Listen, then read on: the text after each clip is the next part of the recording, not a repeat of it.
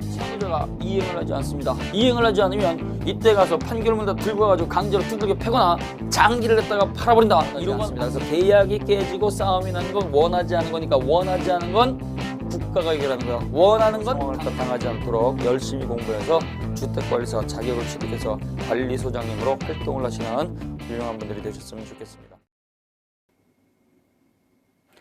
자, 2교시입니다. 교과서 보시면은요. 자, 1교시에 이어서 432쪽에 보시면 물권의 소멸 이렇게 되어 있습니다. 뭐 쉽게 부동산 소유권, 그 다음에 동산 소유권 이러한 것들은 어떻게 소멸을 하느냐라고 하는 거죠. 자, 그래서 제한물권의 소멸이 됐던, 점유권의 소멸이 됐던, 소유권의 소멸이 됐던 이러한 물권의 공통소멸 사유로 가는 게 있습니다. 공통소멸 사유. 자, 그래서 1번에 보시면 목적물 자체가 지구상에서 사라지는 게 있죠. 목적 물건의 멸실 또는 훼손이 있었을 때입니다. 따라서 목적물이 멸실하면 그 물건에 존속하던 물권도 소멸한다. 그러나 예외적으로 목적물이 멸실된다고 하더라도 물상대위성이 인정되는 물건은 가치 변형된 금전 기타 권리에 존속한다. 물상대위성이 인정되는 물권 가르쳐 놓으시고, 요거는요 물상대위가 인정이 되는 건 이제 저당권이라든가 질권을 말하는 거예요. 그래서 갑이라고 하는 그 사람 토지에다가 을이 저당권을 갖다가 설정받았습니다. 그래서 갑 채무자가요 돈을 갖다가 을에게 빌리면서 을에게 저당권 설정해 줬는데 그 저당권이 설정된 토지를 국가가 수용을 한다. 그러면 국가에서 수용당하게 되면 그 토지 위에 있었던 저당권은 어디로 가느냐? 가치 변형물인 수용 보상금으로 저당권이 옮겨가는 거죠. 그래서 목적 물건 자체가 멸실하게 되면 그때는 물권이 소멸하게 되는데, 가치 변형된 그 금전으로서 수용 보상금이라든가 손해배상금이라든가 그 다음에 보험금과 같은 것으로 저당권이 옮겨갈 수도 있다. 그 다음에 소멸시효죠. 물권은 원칙적으로 소멸시효에 걸리지 않습니다. 그래서 점유권이라든가 소유권이라든가 담보물권으로서 유치권, 저당권, 질권은요 소멸시효에 걸리지 않아요. 물권 가운데서 소멸시효에 걸리는 것은 오로지 지상권, 지역권, 전세권. 따라서 빌려 쓸 수 있는 지상권, 지역권, 전세권은요 빌려 쓸 수 있음에도 불구하고 빌려 쓰지 않으면 20년의 소멸시효에 걸립니다. 그 다음에 물권의 포기 여기는 한 줄이 나올 수 있습니다. 자, 이 물권의 포기는 의사표시죠. 자신이 부동산 소유권을 갖다가 포기한다든가 또는 동산 소유권을 포기한다든가 저당권을 포기한다든가, 이 포기는요 국가가 강요하는 게 아니고 자기 의사표시로 하는 거죠. 의사표시니까 이건 법률행위죠. 따라서 물권의 포기는 포기의 의사표시뿐만이 아니라 부동산은 등기를 말소를 해야 되고 동산은 점유를 상실시켜야 됩니다. 자, 그 다음에요 공용징수가 있습니다. 공용징수는 뭐예요? 수용이죠. 수용. 그래서 갑이라고 하는 사람이 갖고 있는 부동산 토지를 국가가 공용징수하겠다, 수용하겠습니다 라고 하게 되면 공짜로 가져가는 게 아니고 이때는 어떻게 돼요? 예, 수용 보상금을 지급하죠. 따라서 공용징수 수용이 있게 되면 그 위에 있던 물권은 사라지고 그 다음에 그 물권은 가치 변형된 금전으로 옮겨가게 됩니다. 그 다음에 5번 자, 물권의 혼동 이렇게 되어 있습니다. 물권의 혼동 요거 별표 새겨 놓으시고, 물권의 소멸은요 공통 소멸 사유로서 지금 보신 것들이 있는데요 특히 시험 문제 많이 나오는 것이 물권의 혼동입니다. 자, 이 물권의 혼동이라고 하는 게 있는데요. 이 혼동은 이거는 물권의 소멸 사유이지만 채권도 공통적 소멸 사유입니다. 채권자가 채무자를 상속했을 때 그때는 채무가 사라지죠. 그래서 이 혼동은 물권의 소멸 사유일 뿐만 아니라 채권의 공통된 소멸 사유입니다. 그러면 이때 물권에서 말하는 혼동은 뭐냐? 자, 물권의 혼동은요 제한 물권자가 소유권을 취득하게 되면 원칙적으로 제한 물권이 사라지는 거예요. 제한 물권이 소멸하고 소유권 한 개만 존재하는 거죠. 소유권만 인정이 되는 거예요. 자, 그래서 갑이라고 하는 사람이 토지 갖고 있습니다. 이 토지를 갖다가 을이라고 하는 사람한테 지상권을 설정을 해줬어요. 토지 빌려준 거죠. 갑이라고 하는 사람이 토지 갖고 있는 토지 소유자로서 지상권 설정자입니다. 지상권을 갖다가 이렇게 설정을 해준 거예요. 설정자로서 지상권자에게 토지를 빌려줬어요. 그럼 이때 이 지상권자는 어떤 목적으로 토지를 빌려 쓰느냐? 이 토지에 붙어있는 물건들이 있죠. 토지에 붙어있는 지상물, 건물이라든가 나무, 수목이라든가 도로, 그 다음에 다리와 같은 공작물을 소유할 목적으로. 따라서 지상에 붙어 있어서 공중에 떠 있을 수 없는 물건들이 있는데요. 이걸 갖다 우리는 전부 다 지상물이란 말을 씁니다. 이 지상물을 갖다가 소유할 소유의 의사를 가지고 토지를 빌려 쓰는 거예요. 사장님 내가 토지가 없어서 그러는데 요걸 갖다가 소유할 목적으로 땅이 필요하니까 땅 좀 빌려주세요 해가지고 이렇게 빌려 쓰는 권리를 지상권이라고 하죠. 그럼 이때 이 지상권자는요, 지상물은 소유할 수가 있고 그러나 토지는 빌려 쓰는 거니까 토지는 타인 소유 토지죠. 그러면 이때 지상권자인 제한물권자가요, 사장님 그 토지를 내가 아예 살게, 아예 내가 살게 해가지고 사버리게 되면 그때는 어떻게 돼요? 자기 땅이 된 거죠. 자기 땅이 됐으니까 자기 땅에다가 지상권이란 제한물권 설정할 필요가 없죠. 따라서 제한물권자가요, 그 소유권을 갖다가 취득하게 되면 이 제한물권은 섞여버리죠. 섞여버리는 거니까 제한물권자가 소유권을 취득하게 되면 제한물권은 혼동에 의해서 소멸하게 되고 소유권 하나로 통일되는 거죠. 그러나 예외적으로 혼동이 있다고 하더라도 소멸하지 않는 경우가 있어요. 예외적으로 제3자의 권리가 존재했을 때 제3자의 권리가 이렇게 존재하게 되면 제한물권자는요, 자기 권리를 갖다가 방어할 목적으로 혼동에서 소멸시키지 않고 여전히 존속시키게 됩니다. 자, 어떠한 경우냐? 이렇게 지상권자가요, 이렇게 지상권 설정 계약을 통해서 요 지상권을 갖다가 등기를 해서 요 물건을 갖다 빌려 쓰는 게, 건물은 견고한 건물일 때는 30년 이상 빌려 쓰게 되고요. 기타 건물은 15년이죠. 수목을 소유할 때는 30년 이상 빌려 쓰고 공작물은 시시때때로 점검을 해야 되니까 5년 이상 빌려 쓸 수 있습니다. 해가지고 이때 계약을 갖다 통해 가지고 등기를 해가지고 석조, 석회조, 연화조, 견고한 건물 30년 이렇게 빌려 쓸 수 있는 권리가 있는데요. 이걸 갖다가 다시 갑이라고 하는 사람이 토지를 갖다가 담보로 제공을 해서 병이라고 하는 사람한테 저당권을 설정을 했어요. 저당권. 그래서 저당권을 갖다 설정을 해가지고 돈을 갖다 빌려 쓰는 겁니다. 그래서 이렇게 저당권자 제3자가 이렇게 존재하게 되는 거예요. 제3자가. 그랬는데요, 이 돈을 갖다가 만약에 요 지상권자가 토지 소유권을 갖다가 이렇게 취득을 해가지고 지상권을 갖다가 없애버리게 되면 요때 저당권자가 돈 변제받지 못했을 때 경매를 했을 때는요, 지상권이 소멸해버리게 되면 얘는 철거당해서 쫓겨나갈 수 있어요.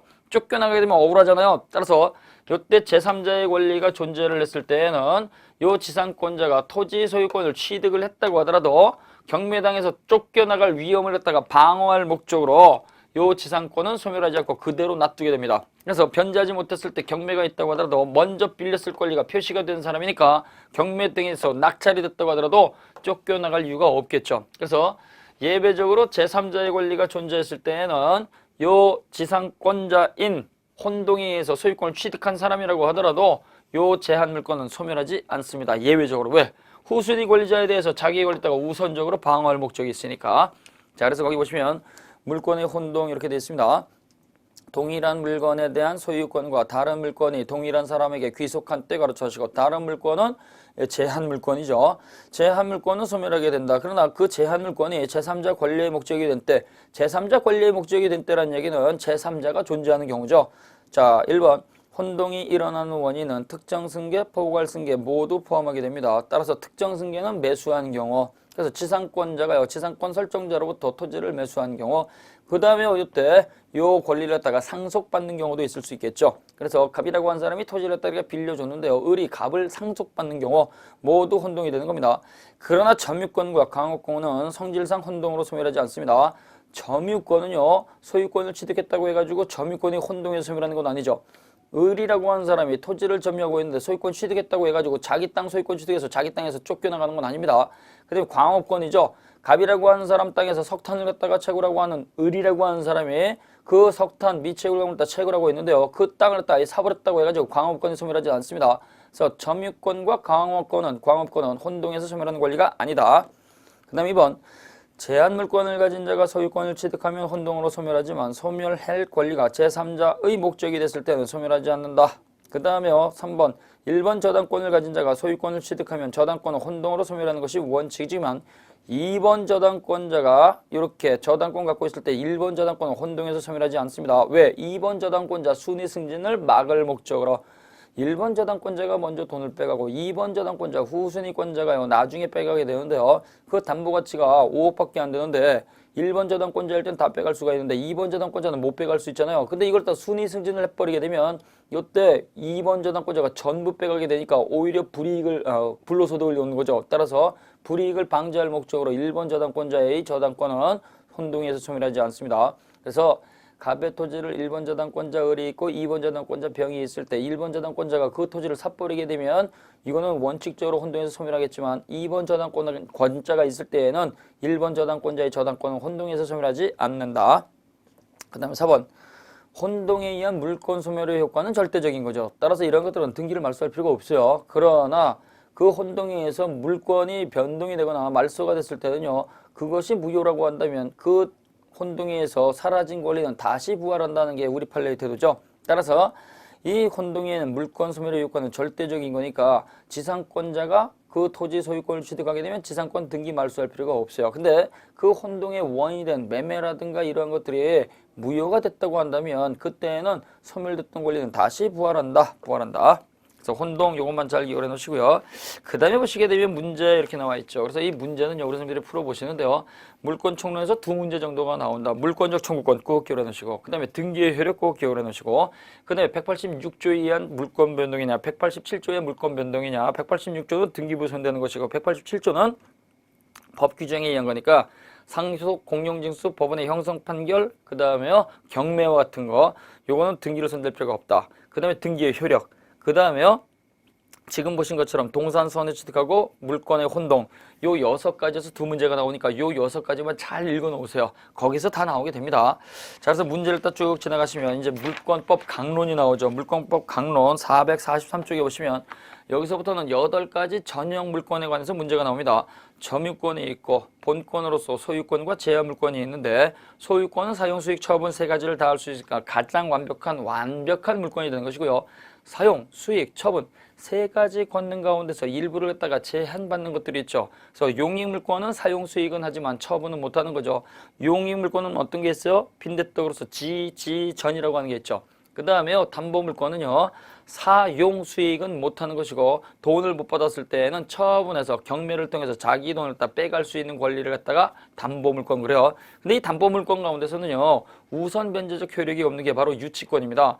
유치권자는 돈 받을 권리가 있으니까 경매를 신청할 수 있지만 그 낙찰 대금에서 자기 돈을 갖다가 우선 변제 받을 권리는 없어요. 인도 거절할 권리가 있을 따름이죠. 그래서 이렇게 유치권이라고 하는 것, 저당권이라고 하는 것, 질권이라고 하는 것은 경매는 할 수 있다. 경매. 그러나 사용 수익은 못한다. 그래서 유치권, 저당권, 질권을 갖다가 우리는 담보물권 이렇게 부르는 거예요. 자, 그래서 물권은 8가지가 있습니다. 점유권, 소유권, 지지전, 유저질 요걸 하나씩 공부하는 거죠. 이 8가지 물권에서 6문제 정도가 나오는 거예요. 6문제. 자, 그래서 물권법 강론은요. 각각의 권리를 갖다가 하나씩 살펴보는 겁니다. 자, 제1장 점유권입니다. 점유권 별표 넣으시고 점유권은 반드시 한 문제가 나옵니다. 그래서 이 점유권은 반드시 한 문제가 나오기 때문에 이 점유권은 잘 정리하셔야 돼요. 자, 그래서 점유권이 이렇게 나와 있죠. 점유권이 뭐냐 이거죠. 점유권이라고 하는 건요. 현재의 물건 소지자를 권리자로서 보호해 주는 거죠. 그래서 현재의 권리 소지자입니다. 그래서 물건 점유자죠. 그래서 요 점유권이라고 하는 것은요. 점유권이라고 하는 것은 요거는 현재의 소지 상태, 현재의 소지 상태를 권리로서 보호하는 겁니다. 권리로서 보호해 주는 것이다. 갑이라고 하는 사람이 카메라를 갖다가 이렇게 점유하고 있습니다. 점유하고 있으면은요, 이걸 갖다가 을이라고 하는 사람이 내 거야 라고 해가지고 길거리에서 멱살 잡고 치고받고 싸우게 되면 이때는 우리 주변에 맨날 싸움만 일어나게 되겠죠. 그러면 보기 좋지 않습니다. 따라서 현재 가지고 있는 것을 갖다가 권리로 인정해 주는 것을 갖다가 우리는 점유권이라는 말을 씁니다. 따라서 이 점유권은요 가지고 있기만 하면 보호받는 거니까 이러한 것들은요 가지게 된 원인은 따지지 않습니다. 따라서 도둑놈도 권한은 없지만 점유권이 인정이 되기 때문에 이걸 갖다가 길거리에서 멱살잡이하고 치고받고 싸우는 것은 허용되지 않습니다. 자, 그래서 점유권이라고 하는 것은요 1번에 보시면 물건을 현재 사실상 지배하고 있는 사람을 보호하기 위한 권리다. 이거는요 본권이 없다고 하더라도 점유권은 당연히 행사할 수가 있는 것이고 따라서 도둑놈은 물건을 훔쳤다고 하더라도 점유는 하고 있는 겁니다. 따라서 이때 도둑놈의 점유는요 소유자인 것처럼 행세를 하니까 자주점유가 되는 것이고 도둑놈의 점유는 타주점유가 아닙니다. 그 다음에요 이러한 것들은요 길거리에서 치고받고 싸우는 거 바람직하지 않으니까 질서 유지 차원에서 점유권을 인정을 해주는 거예요. 자, 그래서 2번에 보시면 점유권과 점유할 수 있는 원인과는 구별이 되는 거죠. 그래서 갑이라고 하는 사람이 요 물건을 가지고 있다. 가지고 있다 그러면 점유란 말을 쓰는 거예요. 점유. 이렇게 가지고 있으면은요, 이 점유를 딱 정당화시켜주는 원인은 갑이 소유자로서 갖고 있다 그러면 소유권이 권원이 되는 거예요. 그 다음에 요 건물에 대해서 갑이 전세권을 갖고 있다 그러면 용익 물권으로서 갖고 있는 거죠. 그 다음에 갑이 이 물건을 갖다가 강제 관리하고 있다. 저당권에 의해 가지고 돈 받을 권리가 있는데 갑이 돈을 못 받아가지고 저당권에서 강제 경매, 강제 관리하고 있다.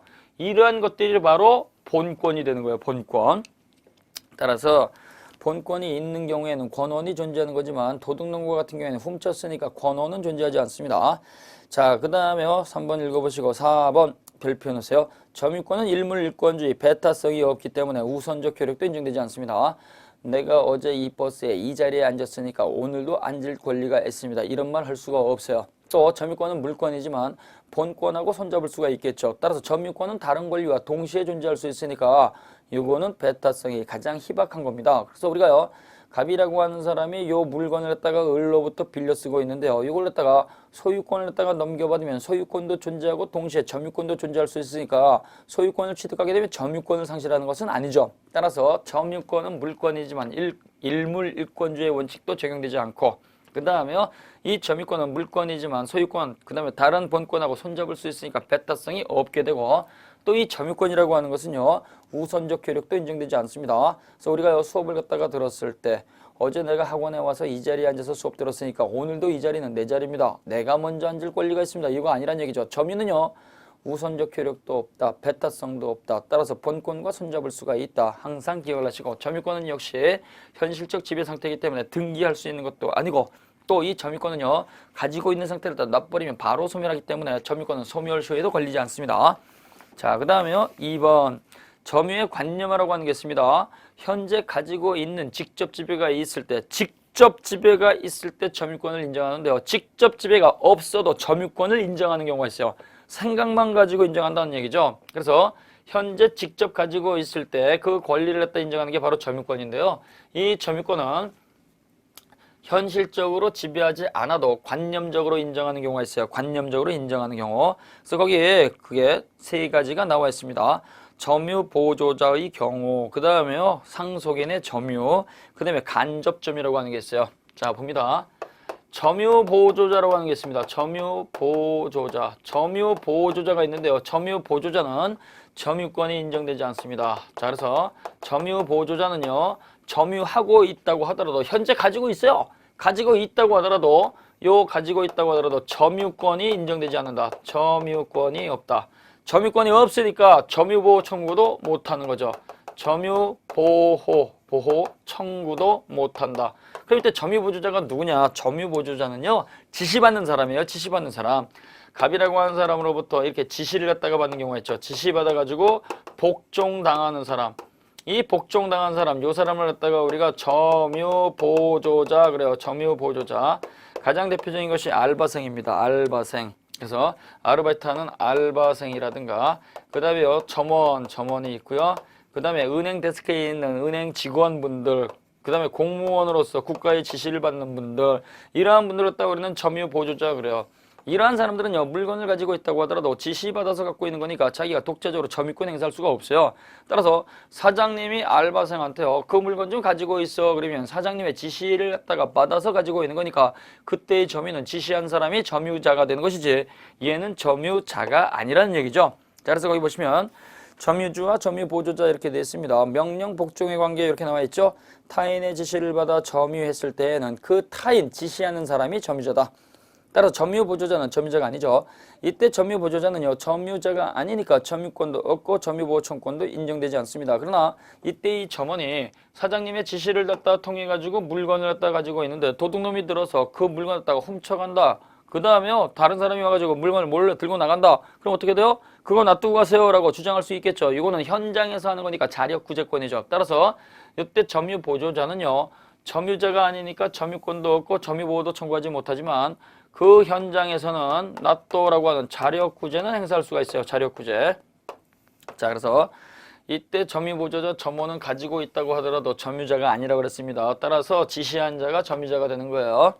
자, 그 다음에 거기 3번에 보시면 자신의 물건에 대해서도 점유보조자가 될 수 있다고 가르쳐 놓으세요. 자신의 물건에 대해서도 점유 보조자가 되는 거예요. 어떠한 경우냐? 어린아이입니다. 어린아이.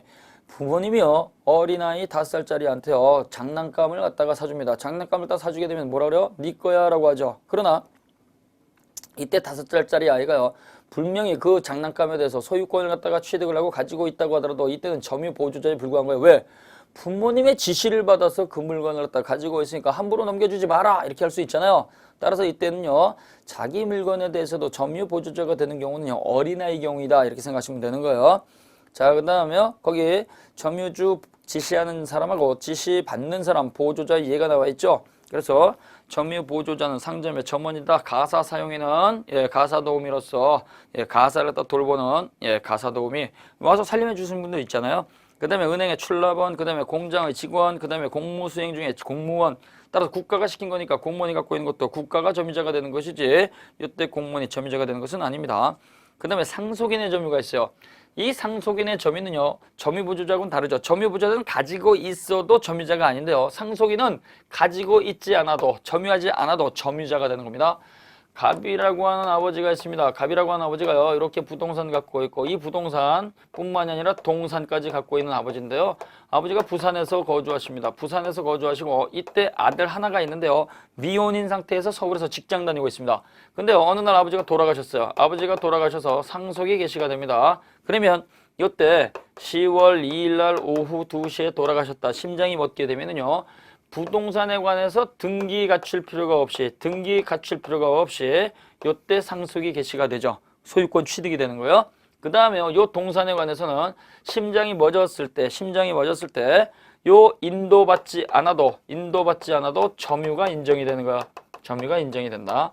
요건 왜 인정이 되느냐? 지금 현재 서울에 거주하고 있으니까 이 물건에 대해서는요 점유를 인도받은 건 아니죠. 그래도 점유권이 인정이 된다는 얘기예요. 만약에 심장이 멎었는데 요 물건 갖다가 현실적으로 인도받았을 때 소유권을 취득한다 그러면 요때에는 어떻게 돼요?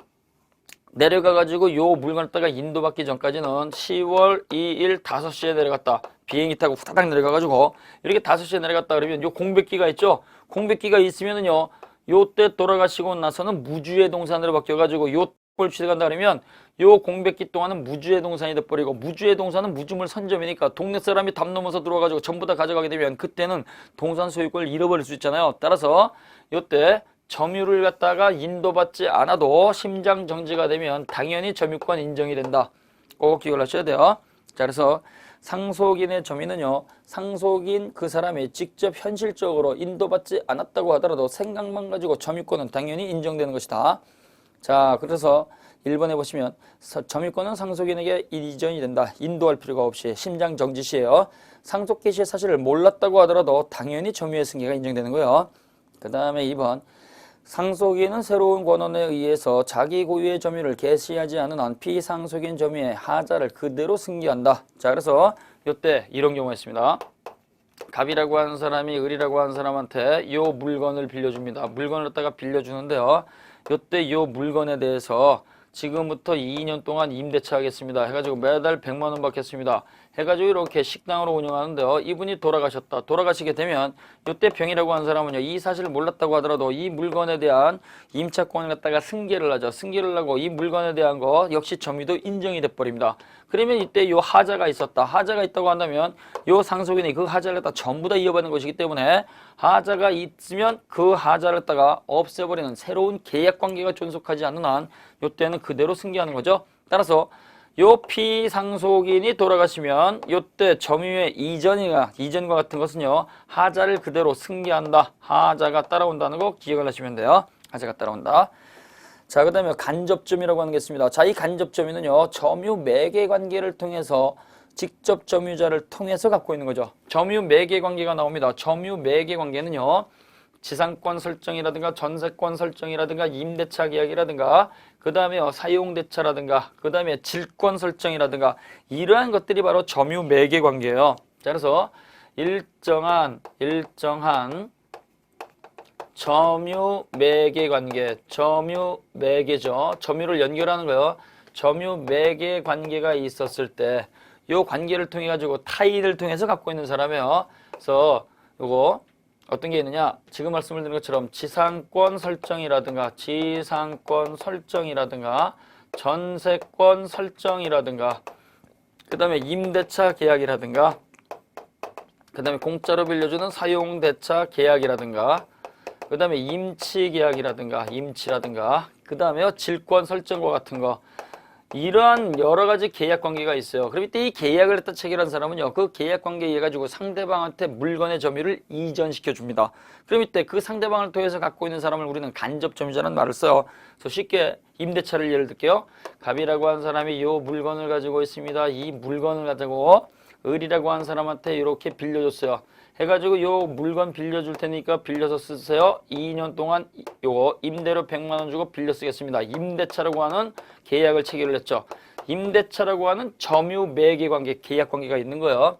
해가지고 요 물건을 갖다가 빌려 쓰는 임차인을 직접 점유자 그래요. 직접 점유자. 요 사람이 써야 되니까 요 사람이 건물 비워주겠죠. 비워주고 자기는 다른 데가 있는 거예요. 그러면 요때 요 갑이라고 하는 사람은 그 물건을 갖다가 자기가 직접 갖고 있는 게 아니고 요 사람을 통해서 갖고 있는 거죠. 그래서 사람을 통해서 갖고 있는 걸 갖다가 우리는 간접점유자입니다. 요때 요 을이라고 하는 사람이 요 건물을 갖다 빌려가지고 스타벅스를 운영한다, 베스킨라빈스를 갖다 운영한다, 영업을 합니다. 영업을 하니까 직접 점유자 사장님이죠. 요때 혼자서 못하니까 병이라고 하는 직원, 알바생을 두었습니다. 알바생, 직원이죠. 그러면 이때 이렇게 간접 점유자가 있고 직접 점유자가 있고 직원, 알바생이 있습니다. 그러면 이때 직원은요, 요 직접 점유자인 사장님을 통해 가지고 지시를 갖다가 받고 복종을 갖다가 강요당하는 사람이니까 요 직원은 점유 보호조자죠. 점유 보호조자가 되는 거니까 점유 보호조자는 이때는 점유권이 있다 없다? 점유권이 없습니다. 점유권이 없으니까 점유보호 청구권, 반환 청구권이라든가 예방 청구권이라든가 방해 제거 청구권 이러한 점유보호 청구권은 주장할 수가 없다. 그러나 요 영업점에 도둑놈이 들어왔을 때는요, 뒤따라가면서 도둑놈이야 되돌려주세요라고 하는 자력구제는 청구할 수가 있겠죠. 자, 그래서 점유보호조자는 점유자가 아니니까 점유권도 없고 점유보호 청구권도 주장하지 못한다. 따라서 자력구제만 행사할 수가 있고 이때의 점유는 누구예요? 지시한 자죠. 그래서 이 직접 점유자는 직접 그 물 갖다 가지고 있으니까 당연히 점유권도 인정이 되고 그 다음에요. 점유보호 청구권도 당연히 인정이 되겠죠. 점유권하고 점유보호 청구권 당연히 인정이 됩니다. 그 다음에요. 도둑놈 들었다 그러면 어떻게 돼요? 당연히 점원하고 쫓아가면서 자력구제권 행사할 수가 있겠죠? 자력구제 이것도 인정이 됩니다. 그럼 이때 이 간접점유자는요. 요 임대차 계약관계 매개관계가 끝나버리게 되면 요 사람을 갖다가 통해 가지고 되돌려 받을 수 있는 권리가 있는 사람이죠. 그러니까 이 직접점유자를 통해 가지고 점유하고 있으니까 간접점유자는 현실적으로 갖고 있지 않다고 하더라도 계약 기간이 끝나면 되돌려 받을 수 있으니까 점유권이 인정이 됩니다. 점유권이 인정이 되고 점유권이 인정이 되는 거니까 점유보호 청구권 이것도 역시 인정이 되는 거죠. 점유보호 청구권이 인정이 되기 때문에 이때는 반환 청구, 방해 제거 청구, 예방 청구할 수 있습니다. 그러나 도둑놈을 갖다가 죽치고 앉아서 지켜줄 이유는 없으니까 자력구제권은 행사할 필요가 없어요. 자력구제권은 행사하지 않는다. 자, 그래서 간접점유자는 계약을 통해 가지고 상대방 직접점유자를 통해서 가지고 있으니까 점유권이 인정이 된다. 점유권이 인정이 되니까 점유보호 청구할 수가 있다. 그러나 이 점포를 갖다가 운영하는 건 사장님이 직접 운영하는 거니까 도둑놈 들어오는 것 갖다가 직접 지켜줄 필요는 없으니까 자력구제권은 인정되지 않는다. 그 다음에요. 요 을이라고 하는 사람이 점유를 침탈당했을 때 예를 들어서 이 건물을 갖다가 빌려줬더니 X라고 하는 인간이 건물 사용을 방해를 한다. 그러면 요때 요 직접 점유자 임차인은요. 점유에 근거해 가지고 점유하고 있으니까 요거 되돌려줘 반환 청구, 방해 제거 청구, 예방 청구할 수 있어요. 근데 얘가 못하게 되면 어떻게 돼요? 내가 월세 줬으니까 네가 해 이렇게 할 수 있죠. 그러면 요때 갑이라고 하는 요 임대인 직접 간접 점유자는 내가 을에게 빌려줬으니까 너 을에게 되돌려줘 라고 청구하는 거죠. 따라서 이때 갑이 점유보호를 갖다 청구하는 것은요. 원칙적으로 임대인 자신에게 반환 청구하는 게 아니고 원칙적으로 임차인이 쓸 수 있도록 해야 되기 때문에 임차인에게 반환을 청구할 수가 있고 이때 임차인들이 반환받기를 갖다 거부하거나 반환받지 못할 사정이 있을 때는 예외적으로 간접점유자한테 반환 청구할 수 있는 겁니다. 꼭 기억을 하셔야 돼요. 자, 그래서 거기 간접점유 나와 있습니다. 지상권이라든가 전세권이라든가 질권이라든가 사용대차라든가 임대차라든가 임치, 기타 계약관계로서 타인으로 하여금 물건을 점유하게 한 자는 그 타인을 통해서 점유하고 오니까 간접으로 점유권이 있습니다. 자, 그래서 1번에 보시면 간접 점유자에게도 점유권과 점유보호 청구권은 인정이 되지만 도둑놈 지켜줄 이유는 없으니까 자력구제권은 인정되지 않는다. 이러한 간접 점유에 의해서도 이때는 선의취득이라든가 취득시효 당연히 다 인정이 되는 거예요. 직접 점유자가 이걸 갖다가 물건을 갖다가 동산을 갖고 있다. 그러면 어떻게 돼요? 얘 걸 갖다가 내 거라고 믿고 갖고 있으면 얘도 선의취득 인정되고, 그 다음에요 취득시효 다 주장할 수 있다는 얘기예요. 그 다음에요 거기 2번 직접 점유자의 점유는 타주 점유이다. 소유의 의사가 없어야 된다는 얘기죠. 따라서 이때 요 점유 매개 관계를 통해서 갖고 있는 요 사람은요 자기가 소유자인 것으로 갖고 있는 게 아니고 계약 관계를 통해서 타인 물건을 딱 갖고 있다는 거죠. 따라서 타주 점유여야 돼요. 타주 점유. 자, 간접 점유자의 권리는 직접 점유자의 권리보다 당연히 포괄적이고 더 많아야 됩니다. 그 다음에 3번 점유 매개 관계는 반드시 유효한 것일 필요는 없고 중첩적일 수도 있고 점유 매개 관계가 종료하면 간접 점유자는 반환 청구권을 갖는다. 이 점유 매개 관계, 계약 관계는요, 요거는 무효 취소 사유도 존재할 수 있는 겁니다. 그 다음에요, 이때 점유 매개 관계는 반드시 유효할 필요가 없는데 이때는요, 요 사람이 가지고 있을 수도 있고 다른 사람이 중복해서 쓸 수도 있기 때문에 요 점유 매개 관계는 병정 이렇게 중첩적일 수도 있고 여러 개 존재할 수도 있습니다. 그 다음에 4번 제3자의 점유가 방해당한 경우 간접 점유자는 직접 점유자에게 직접 반환해 주어, 그래서 직접 점유자에게 반환할 것을 청구할 수가 있고 직접 점유자가 반환받을 수 없거나 반환받을 그 사정이 존재하지 않았을 때, 따라서 반환받는 것이 곤란했을 때는요, 그때는 간접 점유자에게 반환을 청구할 수 있습니다. 그래서 방해자가 있으면은요, 얘한테 되돌려줘 라고 먼저 주장하는 것이고, 얘가 반환받기를 거부하거나 반환받지 못할 사정이 있었을 때에는 그때는 나한테 갖고 와라고 한다는 거죠. 자, 그 다음에 점유의 종류 나와 있습니다. 이 점유의 종류도 지문이 나옵니다. 그래서 이 점유의 종류를 갖다가 우리는 교과서에서 점유의 태양 이렇게 하는데요, 자주점유하고 타주점유 별표해 놓으세요. 자주점유는요 소유의 의사를 가지고 하는 점유고요, 타주점유는요 소유의 의사가 없는 점유를 말하는 거예요. 자, 그래서 이때 자주점유는요 우리 법에 있어서 자주점유는 누구냐? 소유의 의사를 가지고 있는 점유자는요 매수인하고 도둑놈하고 증여받은 수증자입니다. 나머지 타주점유입니다. 그래서 소유의 의사가 없는 거죠. 그래서 월세를 갖다가 주고 빌려 쓰는 임차인이라든가 물건을 보관 맡은 수취인이라든가, 그 다음에요 그 동산을 갖다가 넘겨받고 돈 빌려준 질권자, 그 다음에 지상권자는 빌려 쓰는 사람이죠. 전세권자도 빌려 쓰는 사람이죠. 이러한 자주점유하고 타주점유의 구별은 소유의 의사의 유무입니다. 소유의 의사.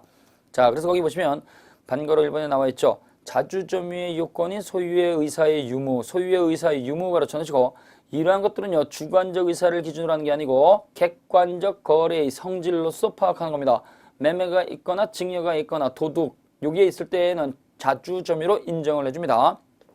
자, 그 다음에요 반가로 2번에 보시면 경락인이 부동산 소유권을 취득하면 종전의 소유자가 점유하고 있을지라도 이때는 어떻게 돼요? 그래서 갑이라고 하는 사람이 을에게 돈을 갖다가 빌려서 썼는데 돈을 갚지 못했다. 자, 그래서 이런 경우죠. 갑이라고 하는 사람이 X라고 하는 토지를 갖다 이렇게 갖고 있는데요, 을이라고 하는 이 사람한테 돈을 갖다가 빌려 쓰고 저당권 설정해 줬어요. 돈을 갚아야 되겠죠? 돈을 못 갚았어요. 그럼 어떻게 돼요? 이걸 강제 경매하겠죠? 경매가 이루어졌습니다. 경매가 이루어져가지고 병이라고 한 사람이 요 채무자의 재산을 갖다가 경락대금 지급하고 낙찰받았습니다. 그럼 이때 요 경락이 이루어지게 되면 어떻게 돼요? 경락이 이루어지게 되면 요때는요 갑이라고 하는 사람은 그 이전까지는 소유자로서 갖고 있었으니까 자주점유가 인정이 됐지만 경락이 이루어져서 경매가 돼버리면 그때부터는요 등기 말소할 필요가 없이 병이라고 하는 사람이 자주점유가 되는 거죠. 따라서 경락인이 부동산의 소유권을 취득하면 괄호 쳐놓으시고, 경매에 의해서 부동산 소유권 취득은요 등기가 됐을 때 소유권 취득하는 게 아니고 경락대금 완납시입니다. 따라서 병이라고 하는 사람이 경매를 통해서 경락대금을 따가 완납을 하게 되면 등기 말소할 필요가 없이 병이라고 하는 사람한테 소유권 변동이 일어나는 거죠. 따라서 종전 경매당한 채무자가 소유하고 있다고 하고 또 점유하고 있다고 하더라도 자주점유를 따가 상실하고 타주점유로 바뀌게 된다. 따라서 갑이라고 하는 요 사람이 경매를 당하면 언제부터 타주점유가 되는 거예요? 경락대금 완납시가 되는 거예요. 경락대금 완납시. 자, 그래서 거기에 지문 정리가 나와 있죠. 지문 정리 요거 확인해 봅니다. 별표 3개 놓으시고요. 자주점유와 타주점유입니다. 자주 점유는 소유의 의사를 가지고 있는 것이다. 따라서 소유권이 있음을 알고 하는 게 아니고 소유자인 것처럼 행사하는 거예요. 도둑놈은 분명히 물건을 훔쳤으니까 자기가 소유자가 아니라는 것은 스스로 알고 있습니다. 그렇다고 하더라도 다른 사람한테는 내가 소유자입니다 라고 소유자로서 행사하는 거죠. 따라서 이때 소유의 의사를 가지고 하는 점은요, 소유권이 있음을 알고 하는 게 아니고 소유권 있음을 알고 하는 게 아니고 소유자인 것처럼 행사하는 걸 말하는 거예요. 따라서 이때는요, 소유권이라든가 소유할 권리가 있다고 믿고서 하는 점유가 아니다. 따라서 이때 소유의 의사를 판단하는 것은요, 주관적 가치를 고려하는 게 아니에요. 남의 땅에다가 무단으로 건축한다면 내가 소유의 의사가 있으니까 이 땅은 내가 자주점유입니다 이렇게 하면 안 돼요. 남의 땅에다가 무단으로 건축했으니까 어디까지나 그건 타주점유가 되는 것이지. 그 무단으로 건축한 자가요, 건물을 갖다 지어가지고 그 땅을 소유할 목적으로 한 거니까 이거는 주관적 요건에 의해서 자주점유입니다 이러면 안 되겠죠. 따라서 어디까지나 매매라든가 증여라든가 도둑질과 같은 이러한 사정에 의해서 판단하는 것이지, 그게 아니라고 한다면 주관적 사정은 고려하지 않습니다. 자, 그 다음에 이때 소유할 목적인데요, 소유자인 것처럼 행사하는 거죠. 소유의 의사, 소유자인 것처럼 행사하는 것은요, 점유 한때 있으면 충분한 거예요. 뒤늦게 알았다고 하더라도 소유의 의사는 번복되지 않습니다. 자, 그 다음에요, 이때 점유자는요, 가지고 있기만 하면 그 동산에 대해서는 점유가 있을 때는 소유의 의사가 추정이 됩니다. 따라서 이때 소유의 의사, 자주 점유가 추정이 되기 때문에 요걸 갖다가 부정하는 사가 입증을 해야 돼요. 따라서 도둑놈이 카메라를 갖다가 훔쳐갔다. 그러면 도둑놈은 점유하고 있죠. 그럼 이때 도둑놈의 점유는요, 요때 자주 점유가 추정이 되고 인정이 되니까 도둑 맞은 사람이 저놈은 도둑놈입니다 스스로 입증을 하는 것이지, 도둑놈이 나는 도둑놈이 아닙니다 이렇게 입증할 책임은 없다라는 얘기예요. 따라서 점유에 관해서는 자주점유도 추정이 되고, 그 다음에 선의점유도 추정이 되고, 적법 추정도 되고, 그 다음에 절차도 추정이 되고, 다 인정을 해줘요. 그래서 평온, 공연, 선의까지 다 인정이 되는데, 가지고 있는 점유에서 추정이 되지 않는 것은 딱 하나입니다. 무과실은 절대로 추정되지 않습니다. 따라서 잘못이 없다는 사실은 추정이 되지 않으니까 그때 점유하고 있는 자가 스스로 무과실은 입증을 해야 돼요. 스스로. 그래서 가지고 있으면 인정되는 게 뭐예요? 다 인정이 된다. 뭐만 인정되지 않는다?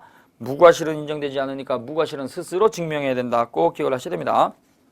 그 다음에 자주점유가 인정되는 게 나와 있습니다. 2번 자주점유. 자, 1번 봅니다.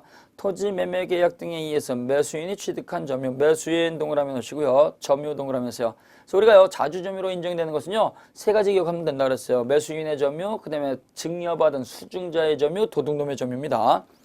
자, 그 다음에 2번 중요한 판례죠. 토지를 매수 취득해서 점유를 개시함에 있어서 매수인이 인접토지와의 경계선을 정확하게 확인해 보지 아니하여 착오로 인접토지의 일부를 그가 내가 샀구나 라고 믿고서 인접토지의 일부를 현실적으로 인도받아 점유하고 있다고 한다면 이거는 자주점유가 인정이 되는 거예요. 자주점유가 인정이 된다. 자, 갑이라고 하는 사람이 토지 갖고 있습니다. 갑이라고 하는 사람이 이렇게 갑이 토지를 갖다 이렇게 갖고 있고요. 이때 을이라고 하는 사람이 이렇게 토지를 갖다 이렇게 갖고 집 갖고 있는 겁니다. 담장을 쌓았습니다. 이렇게 담장을. 그랬더니 이때 요 을이라고 하는 사람이 요 부동산을 갖다가 병이 매수하는 거예요. 병이. 내가 일단 살게요 해서 병과 을 사이에 이렇게 매매 계약이 됐습니다. 이때 요 병이라고 하는 요 매수인은 담장이 여기 쌓여져 있고 여기 쌓여져 있고 따라서 여기까지는 내 땅이 맞겠지 라고 해서 샀다는 얘기죠. 해가지고 나중에 보니까 경계 측량을 해보니까 오히려 여기가 경계가 아니고 이쪽이 경계가 되는 거죠. 그러면 여기 경계선을 갖다가 초과해가지고 이렇게 토지가 있으면 요 부분에 대한 요 토지는 요 병이라고 하는 매수인이 소유의 의사를 가지고 소유자인 것처럼 행사를 했으니까 당연히 경계 초과된 부분은 자주점유가 인정이 되는 거예요. 자주점유. 따라서 이때 미세한 부분에 대해서는 당연히 소유의 의사, 자주점유가 인정이 된다. 그 다음에 타주점유입니다. 타주점유는 소유자인 것처럼 행사하지 못하는 것들이죠. 분묘기지권자. 분묘기지권자는요, 타인 소유에다가 분묘를 설치한 자죠. 그래서 분묘기지권이라고 하는 거.